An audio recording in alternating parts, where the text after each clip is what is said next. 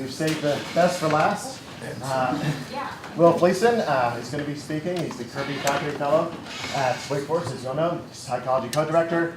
And he'll be talking about Does Character Exist? Whole Trait Theory and Reflections on the First Character Project Conference. So let's welcome Will.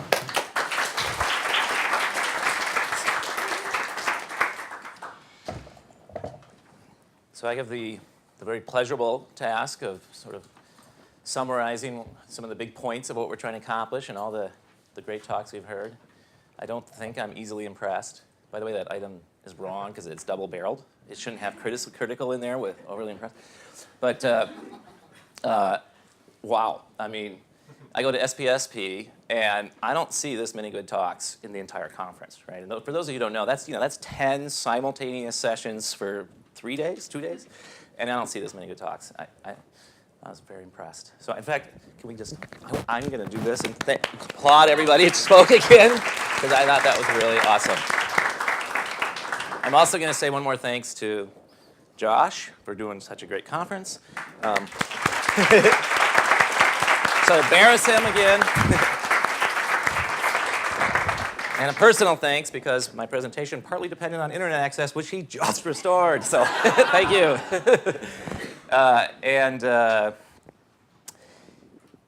The other thing I want to talk about is how great the interaction was between the people. And I think I'm going to give Christian a lot of that credit for setting it up in a way that made for great interaction.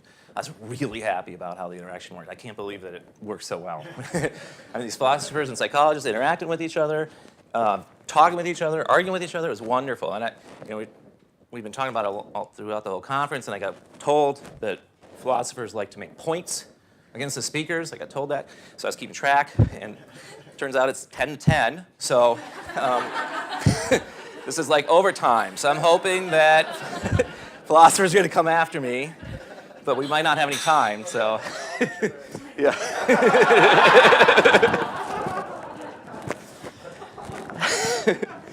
So I guess this works. You press the forward arrow. Is that how it works? It doesn't do anything.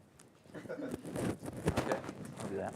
So the talk is called What Does Character Exist? Whole Trait Theory and Reflections on the First Character Project Conference. So it's by both Mike and me, who's over there. Everybody knows him by now. We're going to both talk about some of our own work and summarize the conference proceedings. And we also just want to thank all of our collaborators. We've been so fortunate to work with so many great students. It's very fortunate for me to be able to work with Mike. I'm so happy to be collaborating with Christian. We've had great postdocs, great staff working with us. I also want to thank Wake Forest, Max Pumpkins, of course, and of course John Templeton Foundation for supporting this incredible thing. It's amazing that this is happening. So what are we trying to accomplish in this entire project, and particularly the psychology component in particular? And what we're trying to accomplish is determine whether there is empirically supported value to a personological approach to morality, which would be labeled character or virtue. And we want to explain the ability to achieve moral behavior. Now, if there is such a value, we want to discover the form that this empirically supported personological approach will take. So what will a personological approach to morality look like? We don't know yet. So we're trying to find out, can we do it? And if so, what will it be that we're doing? At the same time, we're going to forge this joint philosophical and psychological understanding of such an approach, which I personally am very excited about, not only professionally, but my major was in philosophy. I shouldn't say this publicly, like on videotape, that I think I might like philosophy more than psychology. But I do like data, so I have a moral paradox, I guess, or a moral, what you would call it. So that's the other thing we're trying to do. And then finally, kickstart really a sustained effort in these questions in what is obviously an extremely talented cohort of young scholars. So if we can get this started, you guys keep going. That would be awesome. So what is a personological approach? In a personological approach, people are agents. Moral actions are based on characteristics that are within people, within individuals, and on which they differ from each other. That's what a personological approach will emphasize. They may be influenced by genetics, in fact they are, but they're also likely a result of history of situations, habits, interactions, and other environmental influences. And I want to stress this because a lot of times people, when they hear the word personality, they automatically think genes, uncontrollable, you're born with it, it's your core, and that's not what we mean by a personological approach. Everyone has some degree of these characteristics. So for example, extroversion, it's not that you either have it or you don't, but you have some degree of it, from very tiny amount to a lot. And we believe that to understand the ability to achieve moral behavior, it's valuable to study these characteristics that reside within people. So why are we trying to do this? A lot of reasons. We want to discover the roots of good character. Because ultimately, if moral behavior can be improved, then persons must be capable of containing morality. Or that's one of the best ways. I should take that must out with the philosophers in the room. This is an enduring question about whether humans are moral agents. And plainly, just from our own observations, some people are more virtuous than others. We want to figure out why. And if so, and if we can figure out why, how we can improve the morality. Variables such as beliefs, values, and worldviews are all personological variables, and we want to identify their influence on morality. Morality is a growth area in psychology. It's one of the most hot areas in psychology right now, but ironically, it's not in personality psychology. It's mostly in social psychology, which is ironic given that the field was called character at its beginning, as you saw. Personality psychology has generated a tremendous amount of knowledge in recent years. A personological approach, to the extent that that knowledge is useful, would allow us a tremendous leap, this really quick jump in our understanding of about morality, if we can apply all that knowledge. And then finally, immorality is possibly the source of most societal ills and personal failings, and morality might be the cure for these ills in a route to really important personal growth, as you heard Kimon talk about at the very beginning. So why do we need to do this? Isn't it obvious that there's, you should take a personological approach and it would have value? Well, as you saw, no, it's not obvious. Back in 1928, these are arrows connecting points across this thing right here, see? You'll get that later. Back in 1928, as you saw the picture of the book from Matthias, there's this really amazing study, extremely expensive. They got these kids at summer camp. They had them come into situations where they could cheat, but it was ingeniously designed situations so you didn't know, the kids would never know that they could be caught, right? So the kids would never have any idea. So they do really tricky things like have them do pin the tail on the donkey, and if you spin around 3 times and do pin the tail of the donkey, you can try it. You can't get it right, okay? You just can't, so, unless you peek, right? So they left the room, they spun the kid around, left the room, came back, or let the kid do it, and then come back, and if the kid got it right, you know he cheated, okay?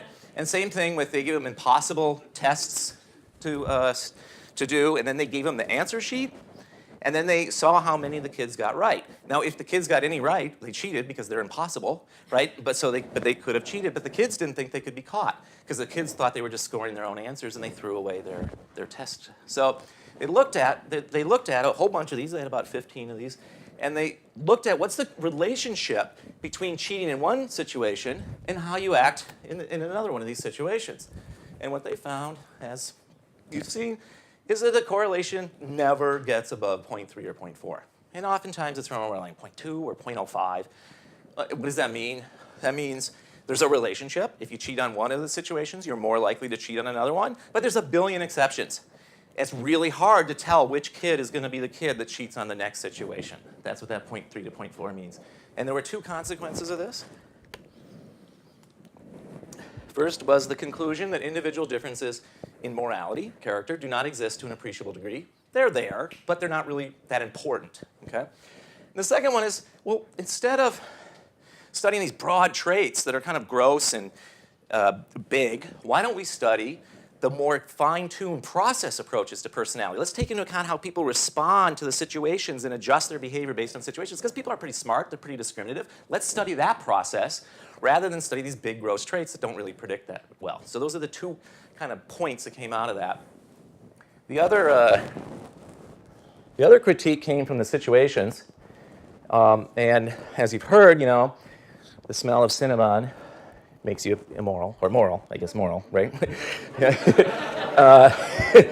And the opportunity to cheat makes you cheat. Bystanders make you selfish. Authority figure makes you do all sorts of horrible things. Getting a dime in a phone with all sorts of tiny, subtle features of situations that shouldn't matter to morality whatsoever make this huge difference where you go from 66% of the people helping to 33% or something like that. So if tiny, subtle differences in situations that shouldn't matter are making such a big difference, can personality really be mattering? But people believe in character, right? We don't get married randomly, not even probably John Doris.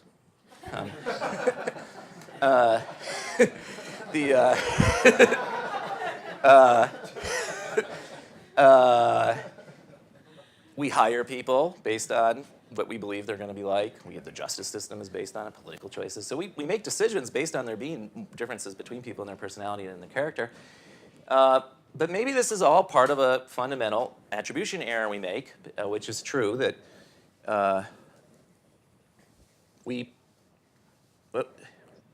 let me start again. Maybe this is all because of several mistakes we make, one of which is a fundamental attribution error, that trick us into believing in personality. We have all these illusions. And a lot of you know these illusions already, but some of you may not. We have a lot of these illusions that make us think there is personality when, in fact, there is no such thing. So, for example, the fundamental attribution error, if a person trips, you think, what a jerk, what a dork, can't even walk. Well, of course, that person looks back at the ledge that Josh didn't mention. So, when you do something, you think it's a situation, but we tend to ascribe people's behaviors to underlying characteristics of them when it isn't warranted. So we tend to see people as responsible for their actions far more than they are. Oops, I don't want that one there.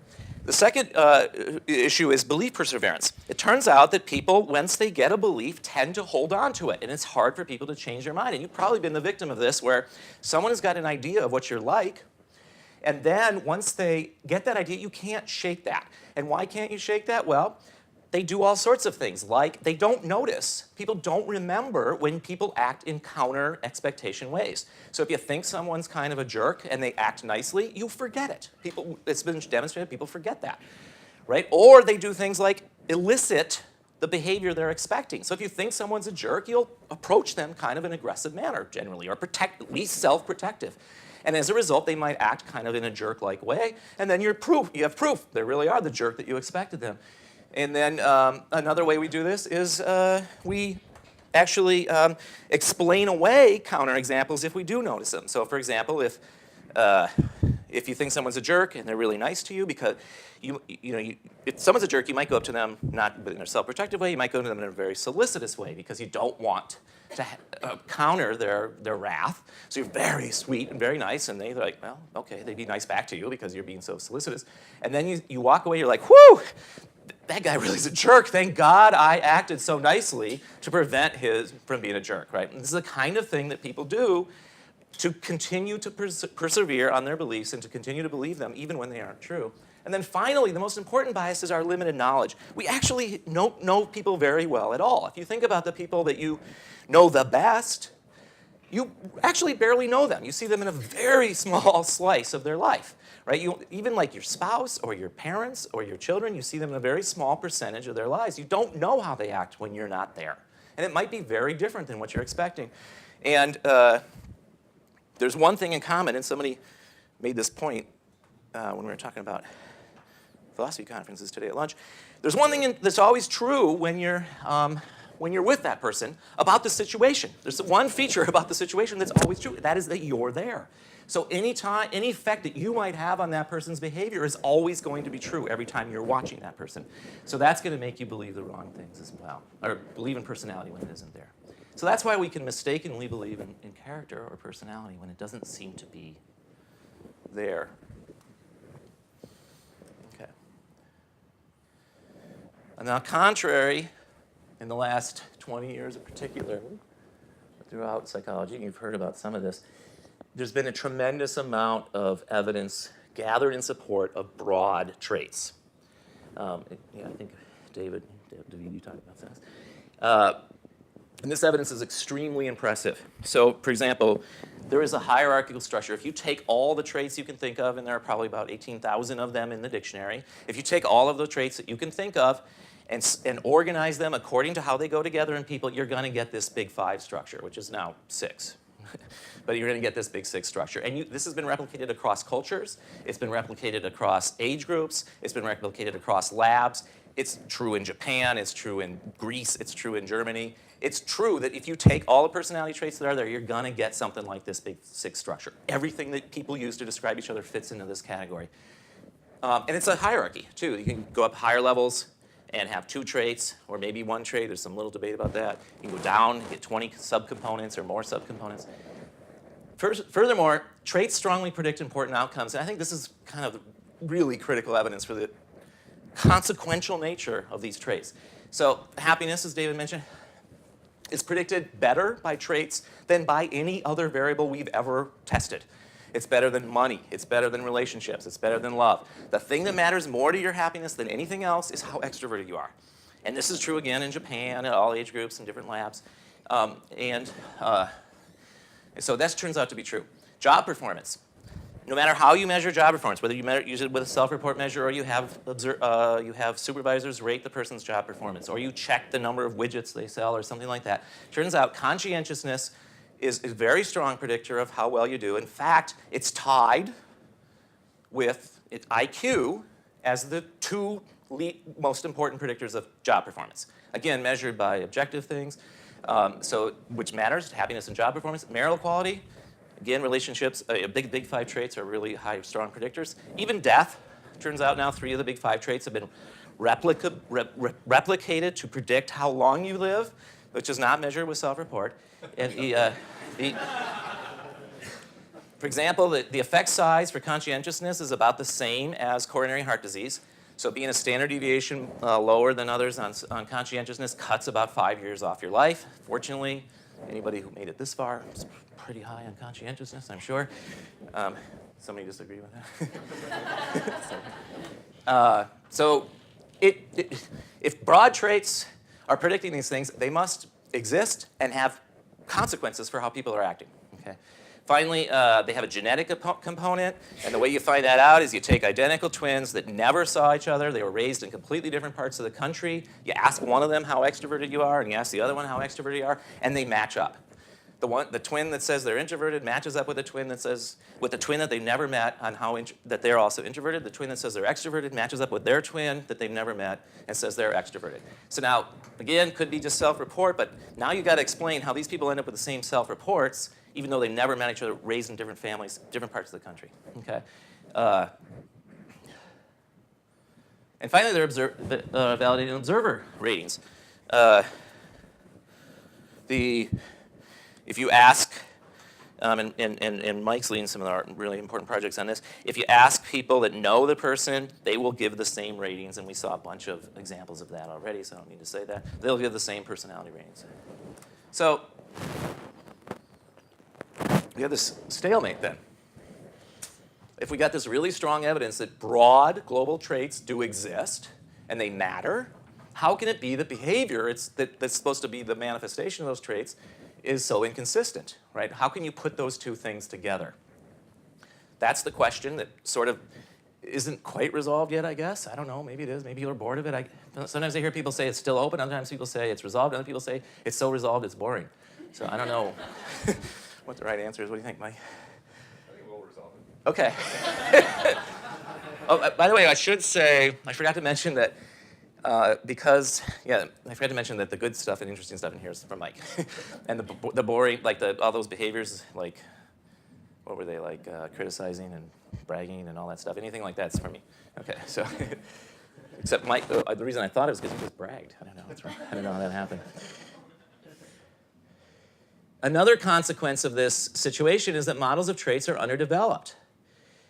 We don't really know what a trait is, how it works. Or we don't know what character is or how it works. Some people have said that traits exist side by side with motives, cognitions, and abilities, that they're separate but related. I mean, that puts them in categories, but it doesn't really explain anything. Some people have said that they're these biological causal but uncaused unitary things. They're like, I think of them as spheres inside your stomach somehow circling around. That's about the best theory there is of that. Other people say they're descriptive, but they're not. I'm sorry, people have just talked about traits as descriptive, but they don't have any explanatory account of them. We don't know what in behavior is described by traits. We know that they exist, but we don't know actually what about someone's behavior is described by them. We don't know how traits produce behaviors or changes in behaviors. We don't even know why individuals differ in traits. We do know that genes play a role, of course, but we don't know anything else about it. Okay, so that's where whole trait theory comes in. How am I doing here, Christian? How long is that bit? Okay, thanks. So whole trait theory. The goals of whole trait theory are to merge the descriptive side of traits with the explanatory side. Another way of saying this is to merge the trait perspective with the social cognitive perspective and to incorporate both the person and the situation. I can break this down into, say, four hypotheses. This is going to be a very brief overview, but first is that there are two sides to traits, not just one. So I get kind of sheepish about presenting this as a theory because it's sort of like, it's so simple and so obvious, and I sort of feel like it's really kind of hard to call it a theory, but then nobody seems to believe it or act as though it's true. So I'm like, well, we've got to get this out there because it's obvious and it's clearly got to be true, and we got to start acting on it. So that's why I do it. So there are two sides of traits, not just one. The first side is the explanatory side of traits, which are the social cognitive processes that cause how you act, which are things like the beliefs and values and the goals that determine how you act. That's the explanatory side of traits. Then there's the descriptive side of traits. This is the way you actually manifest your traits, how you actually act and think and feel. So this is what you look like or what you're like on the outside. There's what you do, and then what caused you to do that, right? And so the second hypothesis is the causal factors cause the descriptive side. So you can see I get a little sheepish here. Then you have that the third hypothesis is that you take the explanatory side, these beliefs and goals and values, plus the input, which is like the situations or the events that happen to you. You add those two together, and you get the descriptive side. Right? Which leads to the fourth hypothesis that you're kind of going to have two standings on a trait. Right? One of your standings is going to be how you actually act. That's your level of that trait. So if you actually act extroverted a lot, you're an extrovert. And if you actually act introverted a lot, then you're an introvert. That's your standing on the trait, one of your standings. The other standing on the trait is going to be your level on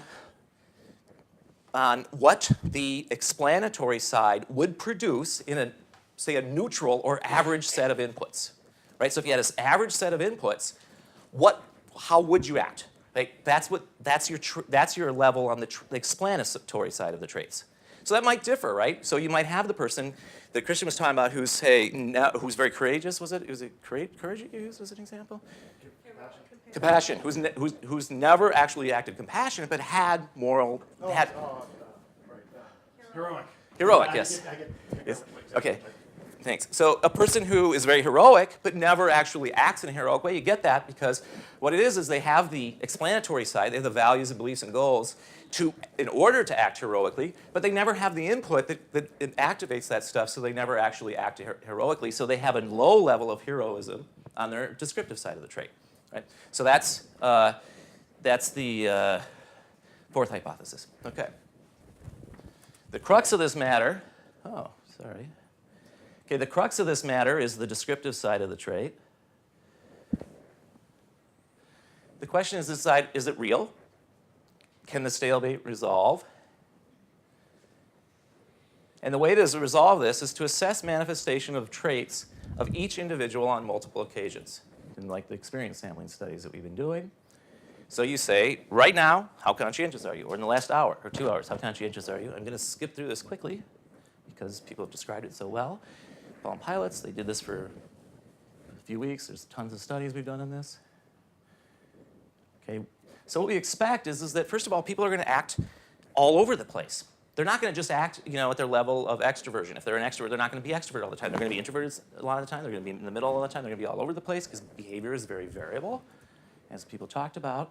And in fact, if you look at the standard deviation of each person separately across, like, say, a week, so each one of these steps in the bar graph represents an additional person. And this represents how variable they are. So a small standard deviation means they don't vary that much, up to 1.75. You see that different people vary to different degrees. So what this graph shows is how much the average person varies.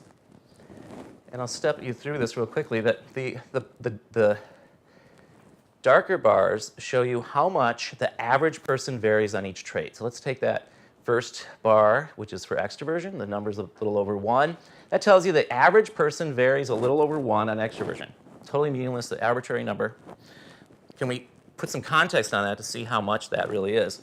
Well, the gray bars tell you how much people differ from each other and how extroverted they are. And as a couple of people showed in the last couple of days, the gray bars are smaller than the black bars. So that people actually differ from themselves over a week in how extroverted they are than people differ from each other in how extroverted they are.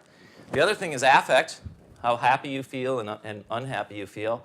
And you can compare those too, that how much people differ in their personality is about the same as people differ in their mood from day to day to day over the course of a week. So like I say facetiously, we ask people, how are you? We may as well ask them, who are you? Every time we run up to them, right? Because you vary just as much in who you are as how you are. Okay.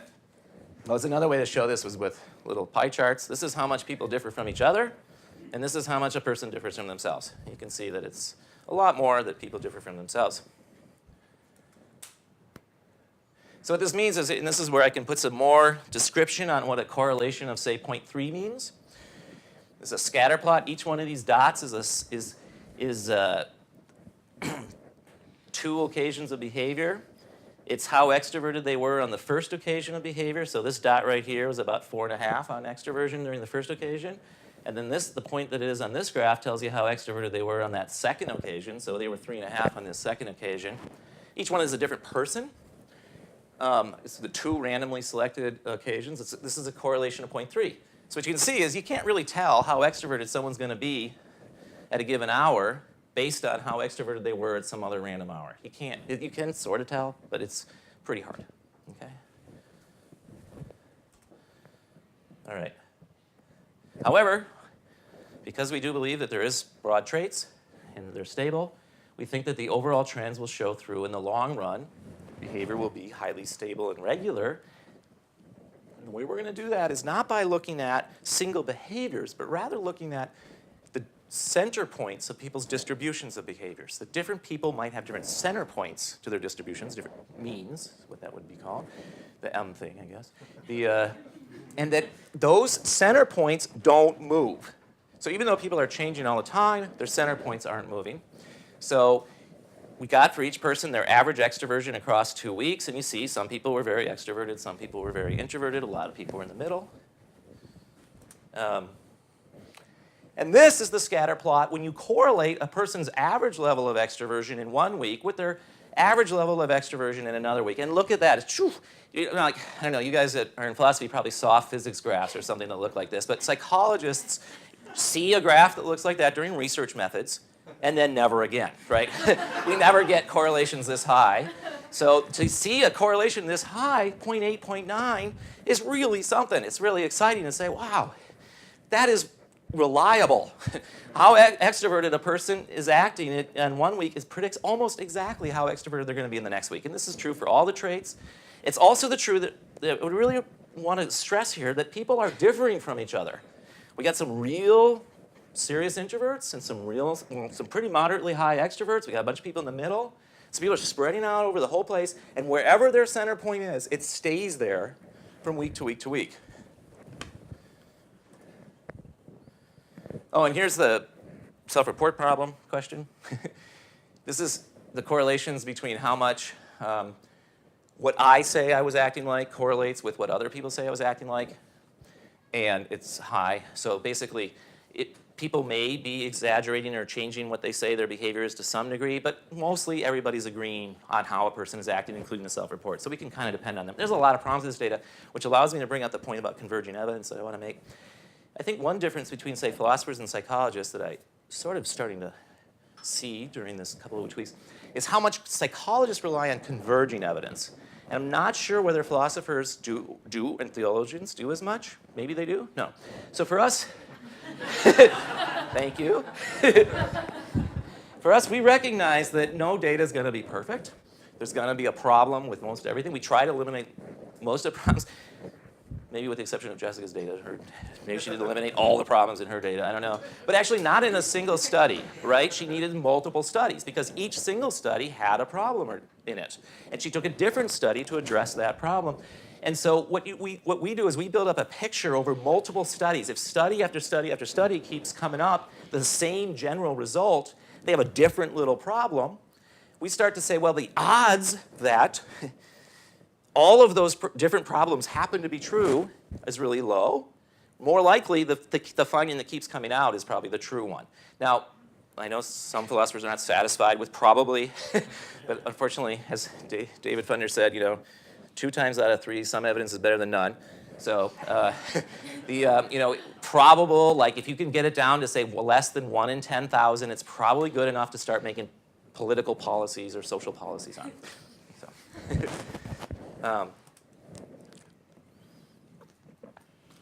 So I would like to say that we should start conceiving of individual differences not as single states, single levels, but as whole distributions of behavior. You shouldn't think of someone as an extrovert. You should think of them as their distribution of extroversion. They have multiple levels of extroversion. They're not an extrovert or an introvert. They're the whole distribution. And that distribution stays stable over time. It's real, it exists, and it's true.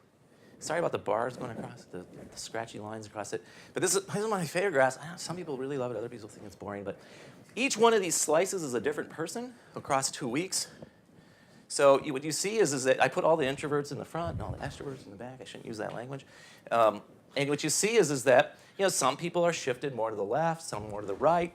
Some people have wider distributions, some have more narrow distributions, but they all have pretty wide distributions. They all cover a wide range of the scale. So you have both people responding to those subtle situational characteristics, but also having stable differences over time.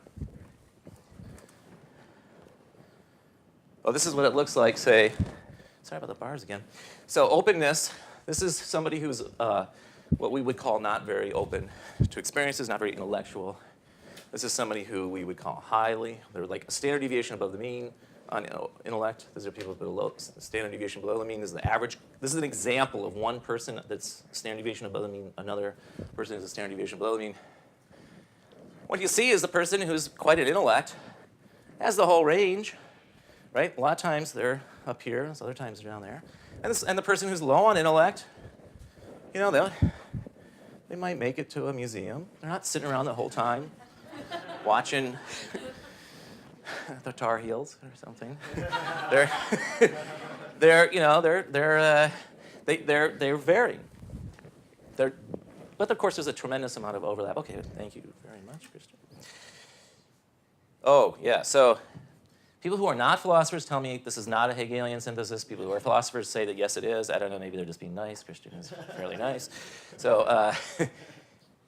I think that this person situation debate is over. It didn't end in a compromise or one side winning. It ended in a new idea that incorporates both of the ideas. And this idea is that there's different kinds of consistency, and personality is consistent in some of those ways and not in others. So if you look at how a person acts across a couple of days, personality is going to predict that very strongly. It's going to be very consistent. Consistency is going to be very high. If you look at how a person acts in the moment, personality is not going to be that high. It's going to be about the same strength as any given situation is going to predict the behavior. Right? And as you saw, situations predict about the same, single situations predicted about the same level as traits do to single behaviors. If you want to understand personality, the key is this here, you can't really study single behaviors. You've got to study multiple examples of that behavior and then average them to find out how the personality is affecting that. Because, partly because the situation matters a lot, and partly because the single behavior, a given instance, is going to mean different things to different people. Somebody asks you for, a couple dollars because they're having a, diabetic blood sugar attack. For some people that's going to be a crisis because they understand diabetes. For other people, it's going to be it's somebody trying to do a scam or something. Maybe, or they just will think it's an average behavior, right? What the behavior is itself is going to depend on a lot of different factors. And so you have to look across multiple behaviors to find out what the behavior really is.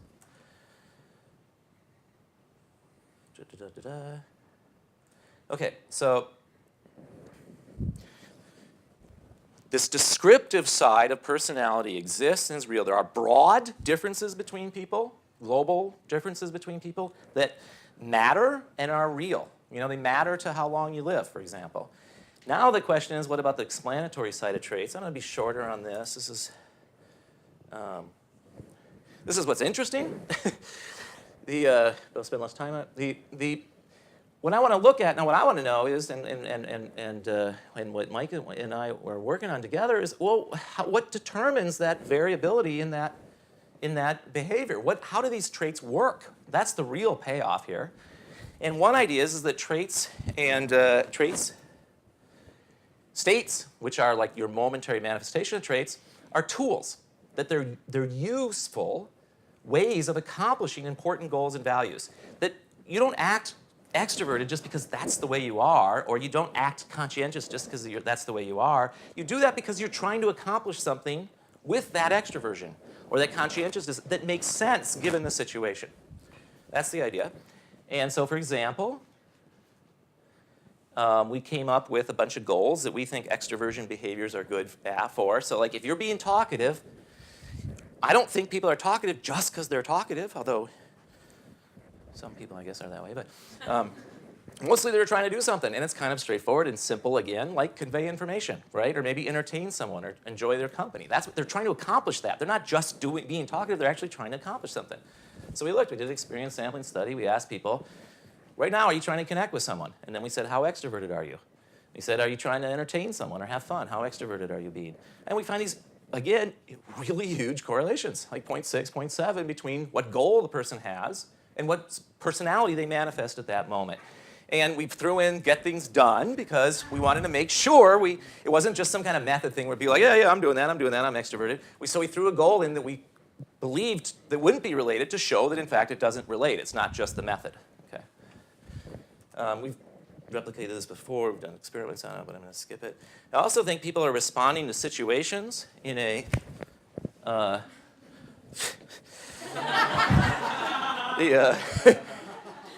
in a reasonable way, and I'll skip that.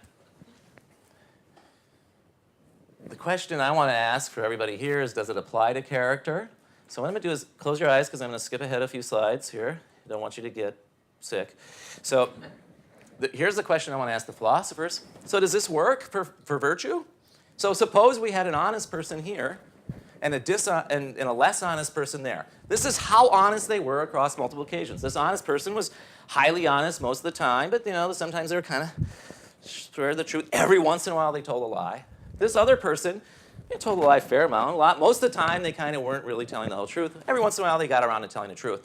So would you agree that this person is more virtuous or more honest than that person? Maybe we'll get to that in the question time, but I hope I hope Aristotle and others would say, yeah, virtue allows for people to modify their behavior based on the situation and the circumstances. That's part of what virtue is, so that in fact you can say this person is more virtuous on honesty. So I'm looking forward to the point scoring on that one.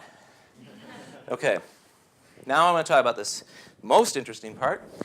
Save the best for that is reflections on the first character workshop. What we're trying to do here is demonstrate the value of a personological approach. And these talks did so. What do we mean by that? Again, determine whether there's an empirically supported value to a personological approach, explain the ability to achieve moral behavior, and so on. So the first question that we asked about was, does character exist? Now, I put people in these categories. Sorry if you don't like the category you're in. I was going to draw a whole bunch of lines, like showing that people belong in different categories and they'll connect to each other. I thought it was already busy enough, so I didn't put that in there. I apologize. So we'll start with Brenda. I talked about the structure and consistency of character. I thought this talk was great for really incorporating the situation in the person and identifying role models as one of the key influences on character. So if we're going to change character, we need to figure out what the key influences are on character and your work is starting to discover that role models are really are one of those important key influences.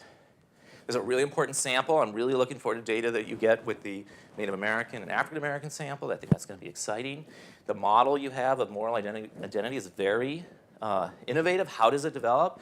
The current belief is that moral identity is the key to morality, but no one's talked about how to develop that. And I think the idiographic assessment of that is probably the key to it. Rather than just using the same goals that everybody else has, using ones that are personalized to the individual. David's talk, really incredibly innovative.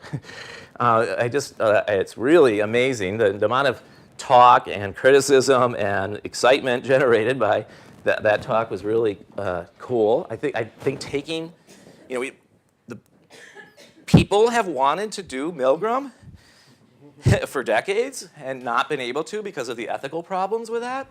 Because it's like, as he said, it was a change in the history of the field.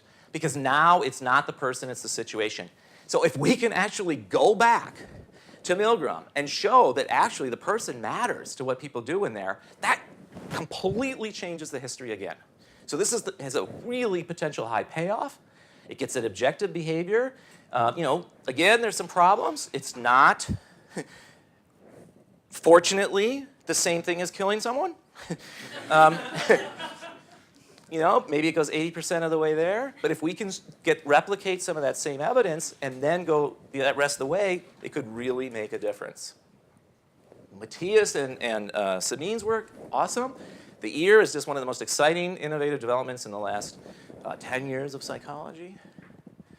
It's naturalistic and objective because you get actual behavior and life lived as it is actually lived, or life recorded as it is actually lived.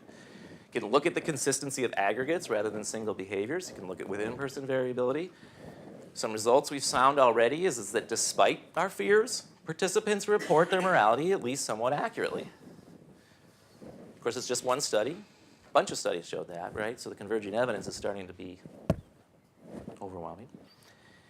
Although it was interesting, and I don't know if you thought about this before, both Sabine and Matthias, when people get more objective, right, and give this, we're just going to code in the words that were said, the immediate reaction, what readers want is they want more context and more meaning, right? But then when you go to more context and more meaning, people say that's just too subjective. Yeah. So it's a real interesting tension there, and again, why we need converging evidence.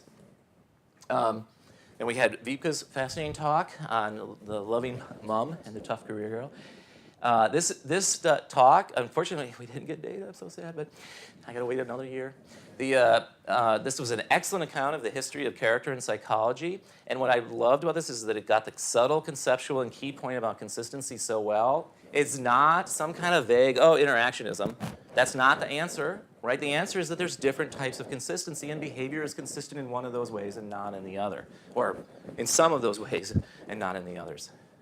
Also identified roles as, again, a key determinant of morality. And what I like about the roles is that it's this inherent blending of the person and the situation together. So you get, it's not a situational variable you're going to come up with unless you're taking a personological approach, or it's going to be a lot harder to come up with anyway. So that's one thing I really liked about that. Okay.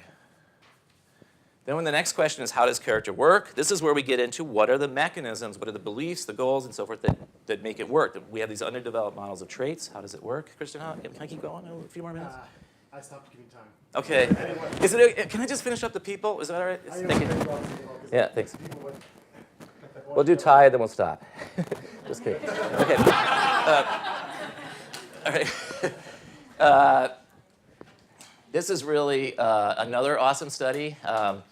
I think all the studies are awesome. You're going to hear me say that every time. We're looking at character in real-life context and with real-life consequences. Kimon was saying, well, what does this all matter? But, of course, you guys aren't supposed to get to that yet. Well, we're getting to that yet. We're already looking at stuff that really matters, which is behavior in the workplace. This is you gave us a comprehensive account of the multiple key aspects of our project, which is really nice. You covered a lot of things of the RFP. You can use aggregation. You identified key guilt proneness as a key component of character. You had this complex approach to the operation of traits. You had data on participants, observers, and observers' impressions of participants. You connected normal personality traits to character traits. You had agreement between targets and observers, which again, we found, despite fears, people can accurately report their own morality. So that was very impressive. I'm going to go a little bit faster. Sarah's talk was also another wonderful talk. And this talk identifies a key component in the nature of character. We're narrowing in on what those key components are. Empathy being this one. And what's the other thing that's nice, this is another example of how we're doing already what Kimon said we need to do later, which is directly studying the improvement of character. Where are you, Sarah? Are you still here? Oh, way back there. Hi, so I can see. In a way that's informed by empirical results, having people practice, and that's the point. Traits aren't, the fact, people always think, well, if traits are changeable, then you can change them like that. Well, no. Traits take years of practice, and this is an example of trying to give people that practice to change their empathy. At the same time, discovering the basic operation of empathy, which I can't believe it reduced blood sugar. It was stunning. And I loved the discussion about what does this really mean. And then you have an empirical means for studying habit formation. We had Joken's talk, identifying another key component in character, which is belief in genuine other love. One of the reasons I really love this project is because it's going to provide evidence that, in fact, true altruism does exist. And one of the other project members was like, I love this project because it's going to provide evidence that true altruism doesn't exist. So taking the debate you guys had to another level. So I think this shows us that altruism truly does exist, but we'll debate that more next year. And you had this very nice mediational model that generated lots of interest and discussion. And we had the excellent talk by Angela and Eli. This model accounts for the actual complexity of people, again, not just using situations, not just using traits, but putting them together and looking at the combination together, which allowed for this very rare discovery of a cross-level interaction between person-level effects of your control ability and the power momentary level temptation. That was really hard to find and very sophisticated. It was very impressive to find that, in fact, your level of control affects how you respond to temptation. And they were able to get 60% of the variation in self-control from just these two key components. So 60% is something we can start thinking about interventions about. Okay? We have the roots of good character. We're making progress on that. We have Beth's excellent talk on the importance. Oops, let me get you a little closer to that. The relationship between children's understanding of mind. And this is really exciting for getting at the theory of mind and how the theory of mind, there you are, matters to moral character. Surely perspective taking matters. And what's nice is that this study is getting at the very early formation of these theories of mind and its potential as a weapon of harm. Because, of course, once you understand how people work, you can now take advantage of them. Right? It's easy to manipulate them, so you become a popular bully. So the question is, how is that going to be turned to the good? And you need to have some kind of value of morality. So I think it's very important to identify the foundational elements of morality. Eric's talk was another excellent talk on the factors that affect cultivation of character during this critical period. So it seems like probably emerging adulthood is when people's character really kind of gets solidified in important ways. So it's a really important time to be studying character. There was very strong evidence, again, converging with some other talks, that what we know about normal personality probably applies to character as well, right? That those 18,000 adjectives that get combined into the Big Five seem to include the things that we think of as characters, strengths, like morality or generosity or compassion. And so that we can use, and the key thing is it's not, so some people would say like, oh, then we don't have to study that. That's the wrong conclusion. The right conclusion from that is now we can use all that information that we have about the Big Five to quickly make a lot of progress in understanding morality. Jessica's awesome talk where she covered every single objection you can come up with. Getting at the building blocks of moral character. The very first emergence of morality, at 15 months, they're already noticing unfairness, which is incredible. My daughter always gives her favorite toy away, by the way, just to be clear. Although she is 2, so maybe there's an advantage. But so it was really, can it really be that morality is emerging already at 15 months? This is if it's true, that is a fascinating result. It seems to be. And then finally, all by himself, is Jeff. Although Jeff maybe had the most connections to everybody else because everybody seemed to be talking about the relationship between their own self-reports of morality and other people's reports. And I can't, no, there's Jeff. Jeff was looking at this perceived structure and importance of moral character and making this claim that the most important information we process about someone is their character, which tells us this is something we need to be studying, a personological approach to character. If it's the most important information that we process about someone, it's more important than warmth in creating an overall impression, which is still hard for me to believe because it seems like warmth is so powerful, although the evidence was, of course, very strong. It may reveal what character really is. And, of course, how we perceive others is a key determinant of how we interact with them. So things like hiring and marriages are going to probably depend, if it's the most important thing, a lot on what people's characters are and how we perceive it. You got the nice distinction between character and personality and a wide array of perceived implications. And I can't wait to see this obituary study and more on the strength versus goodness results. Thank you so much for your indulgence to let me go a little extra time. And that is done. Oh.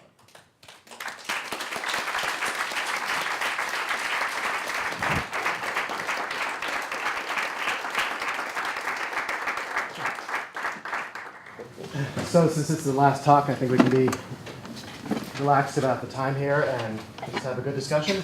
So I'll call him. You can go to the bathroom or get a drink if you want to. I should go first. Other people, leave your hands up and I'll find list. So I'm just thinking about your theory and trying to kind of better understand it in the relationships between person and situation and time. Okay. So I guess one assumption that I was making, I don't know if this is true or not, that people tend to encounter the same situations over a certain time block. So like in your week 1, week 2 correlations, is it the case that people roughly encounter the same situations? Yeah. And so I don't know. I haven't looked at that, but it's quite possible. Yeah. Right. So I guess what I'm wondering is sort of like, is where the consistency comes from. So it could be the case, right, that a given individual within a particular situation over time, over the 2 time points, is going to show similar scores. Or it could be the case that those scores flip around in different situations, but they just converge on the same mean. Yeah. So I guess I was wondering if you could sort of speak to that a little bit more. Right. So you expect the same things from others that you do yourself, apparently. So, that's a really important question because it could be that actually it's the situations that are making people have those consistent means over time, not the person.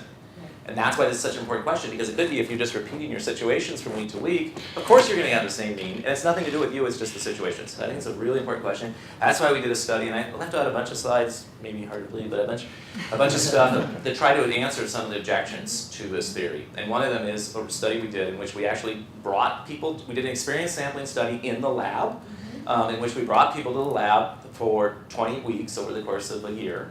Every week they came in and did some everyday kind of activity, like play Twister, or debate something, or do nothing was one of the things. They learned Tybo. There's a wide variety of things.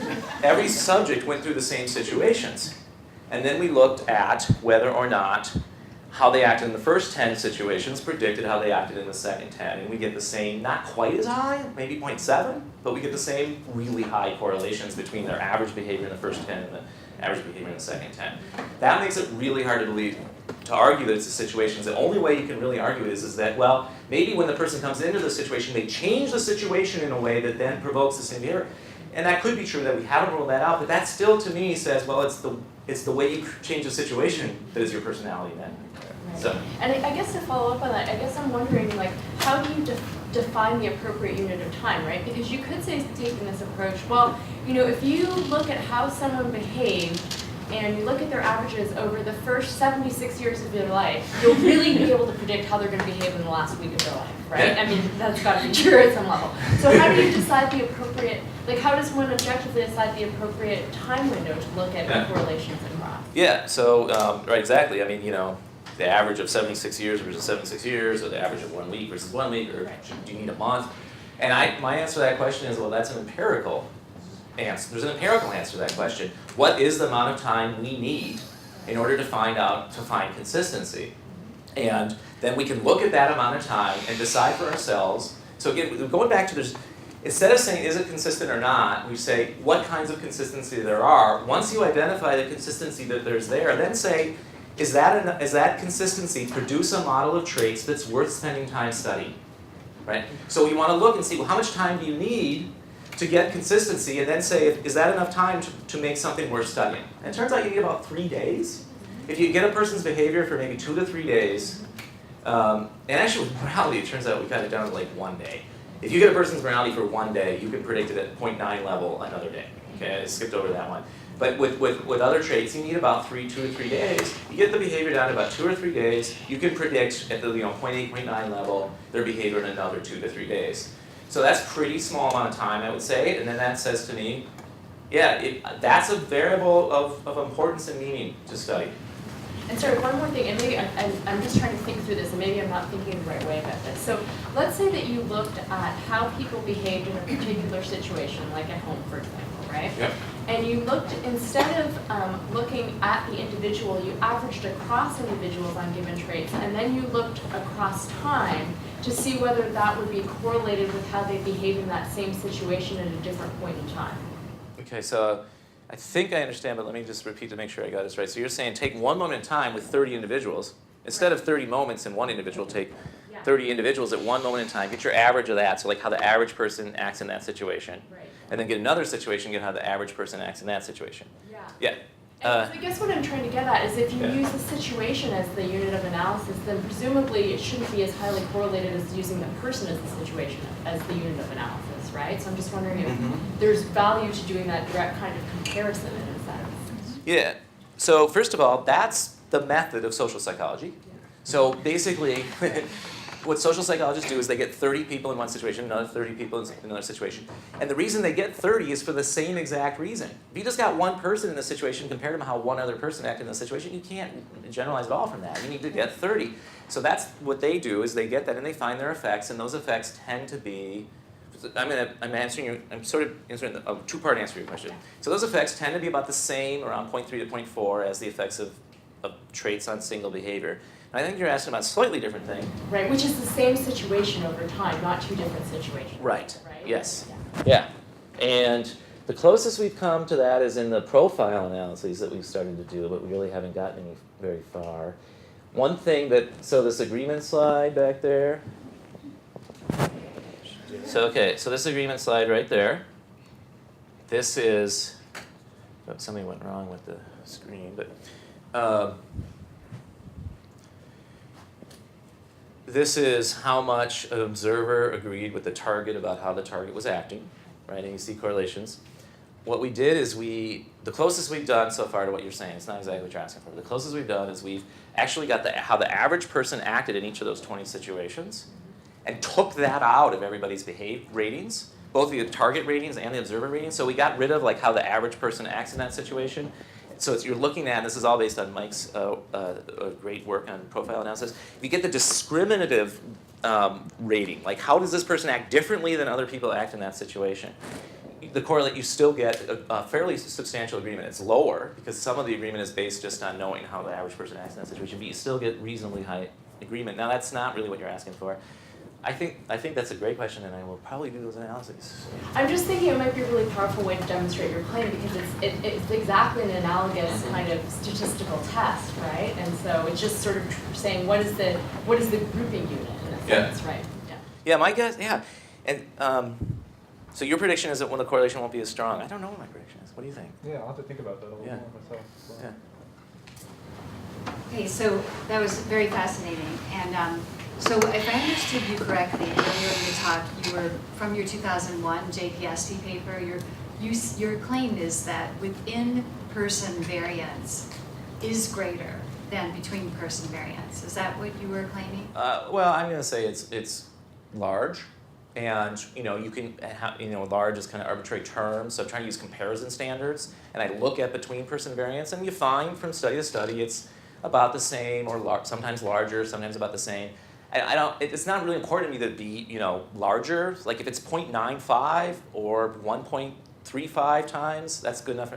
I'm just interested in, is it really large? Is it a lot larger than we expected? So, regardless, you are trying to make some absolute claim about variance, right? Yeah. Within person and between person. Yeah. And actually, this brings me back full circle to a comment I made. Right. My first and only question I've had in this whole talk. It's my complaint about psychology in general, which is you've shown that within person variance can be greater than between person variance. Not that it is.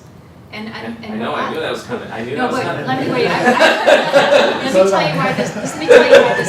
tell you why this bothers me. And I'd love to hear what you guys have to say about this, because here's why it bothers me so much. Because this is a conference on character, right? We're looking for those shining stars who can be so traded in their character. So if I imagine redoing your 2001 paper, which I've now learned you cleverly constrained the situation. I didn't know that detail until Jennifer had that question. I haven't published that yet. Okay, but that was a very clever paradigm that you used. But I can just imagine that if you had sampled 30 people that were very traded in whatever traits you were looking at, so this notion of tradedness is picking individuals who are actually very consistent compared to others in their expression of a given trait, even with differing situations, that people vary in their tradedness. So I can imagine had you sampled those people, you would have drawn a very different conclusion, and that is that the between-person variance can be much greater than the within-person variance had you chosen a different group of individuals. So what do you say to that? Yeah, I knew that when you asked that question, which I thought was a really important excellent question. I was sitting there and I was like, she's going to ask me that question. So I would, yeah. Well, I say I have two answers. It might, I don't know, Mike, do you want to answer any of these? Or you go ahead. Okay. Yeah. Thank you. That's my answer.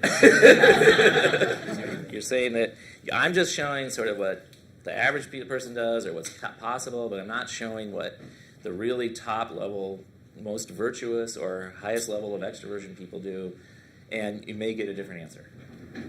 Is that right? Well, what I'm saying is you could, I don't know, I'm not actually saying that's a little bit more simplifying what I'm trying to say, is if you're trying to make a relative statement, you're trying to answer the question, how do things work in the world, not how can they?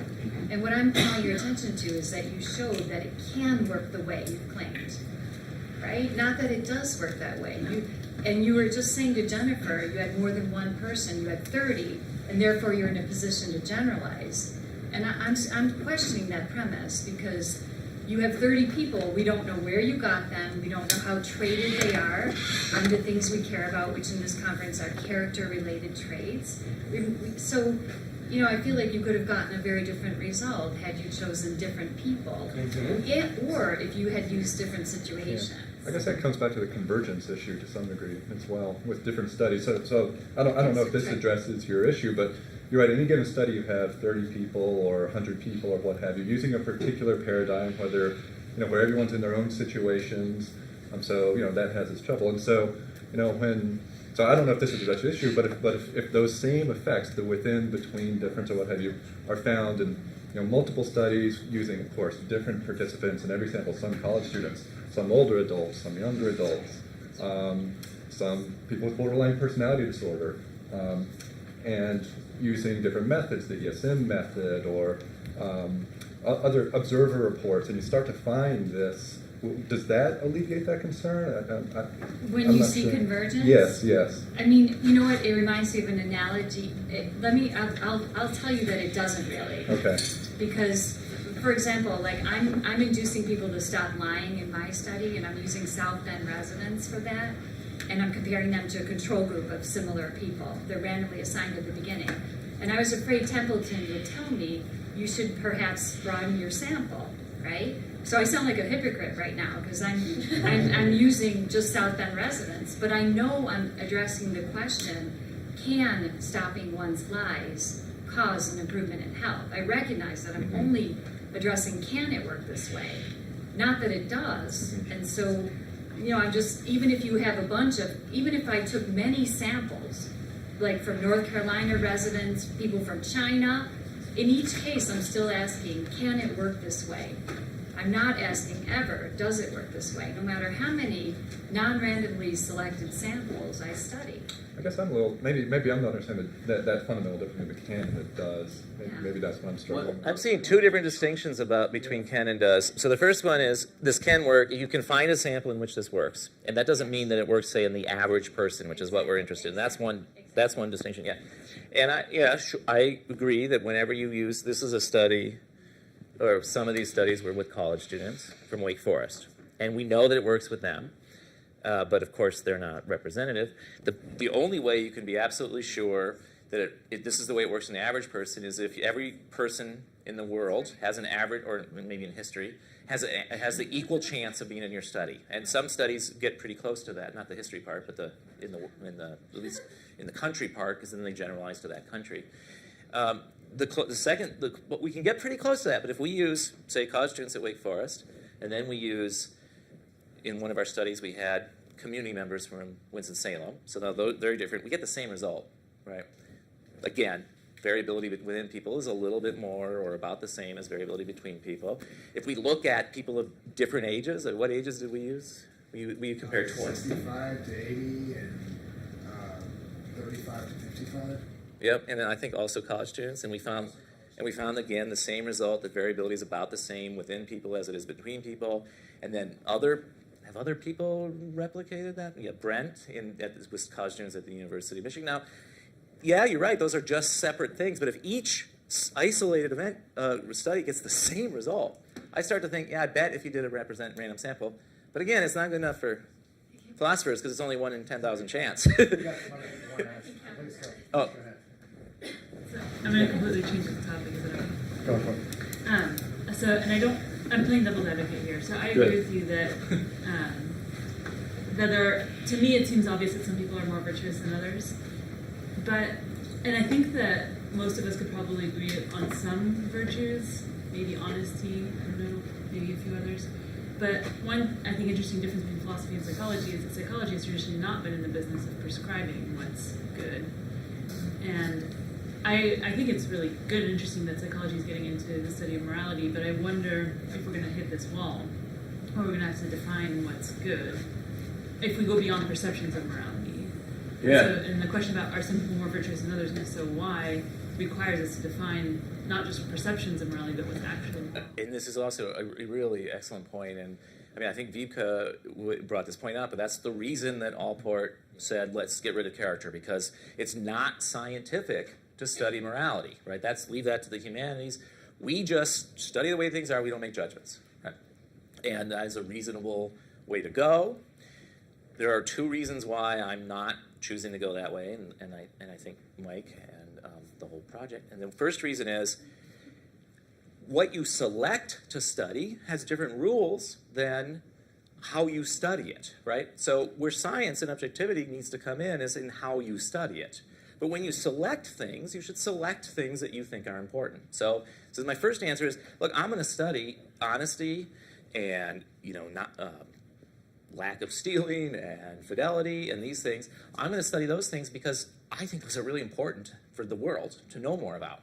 And selfishness and generosity, I think those are really important to study. Now, when I study them, I'm going to try to do it objectively. When I pick them, I'm going to make clear prescriptive decisions that I think those are better than the other thing. And I realize they could be wrong, but I'm doing it for my own personal preference. Because that's the first answer. The second answer is, yeah, that's why this is a forged joint philosophical and psychology project, right? So, I mean, we should be able to, if academics can't tell us, how to make people more moral or what is more moral, then we're doing something wrong. So if there's any chance, it's going to be kind of merging the philosophers with the psychologists, and hopefully we can work out a way to make that happen together. Does that make, okay. The question probably there's no answer to, I guess, right now, but maybe you have some thoughts that I'm curious about. So related a little bit to Anita's question. I think I agree with you that it's very compelling. We can sample lots of different populations. We can figure out different aspects of people. We can figure out, the big 6 personality dimensions. And my question is really like, what is the situation?